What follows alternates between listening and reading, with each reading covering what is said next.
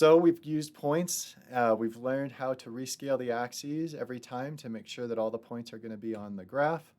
Finally, this gives us the artificial data that we need to test a linear regression on those data.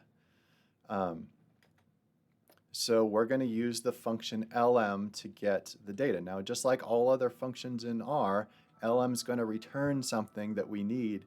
Well, I shouldn't say all functions, but like a lot of functions in R, lm is going to return a data structure that we need that actually contains the results of the regression in it. So we need to come up with some variable. I'm going to call it lm results. That will hold the results of the linear regression.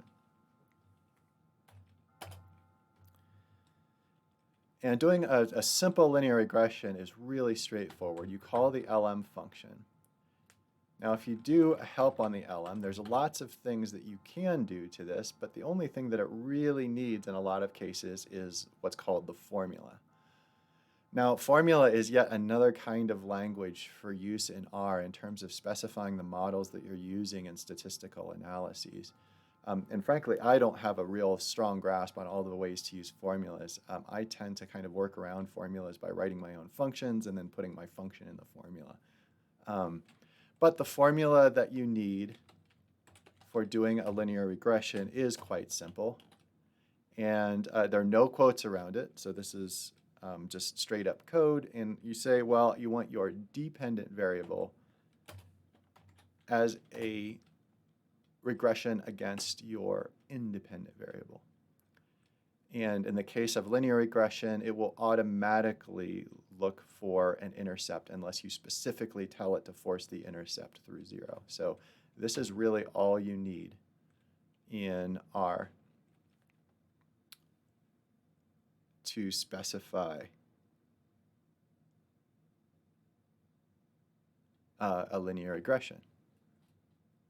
I think this is right. Yes. Sorry, I was just doubting myself, wondering if you needed quotes around that, but it looks like it works. Memory's not so good these days. Anyway, so if we run our script, it made our plots again, but it's also run a linear regression on the orange data, on these artificial data that we've created. Now, how do we recover the statistics that were calculated as part of that linear regression? Well, let's find out. What does lm results look like? The variable, oops, if I type it correctly, the variable that's created or that holds the return value from the lm. Well, it's what it presents when you show it are a couple of simple things. It tells you the original formula, and it also gives you the best fit coefficients.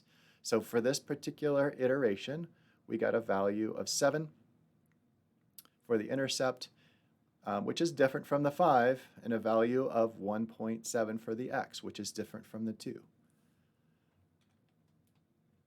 And if you rerun this, every time you run it, it's going to have a different realization of this perceived error, and it will also have a different value for the slope and the intercept.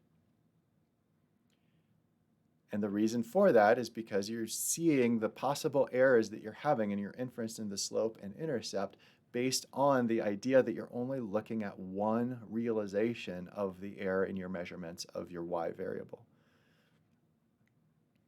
So the whole point of this first homework assignment is going to be exploring that relationship between the uncertainty in the y variable and your inference of the slope and the intercept in a great deal of detail to really drill into how linear regression works and how uncertainty propagates through linear regression.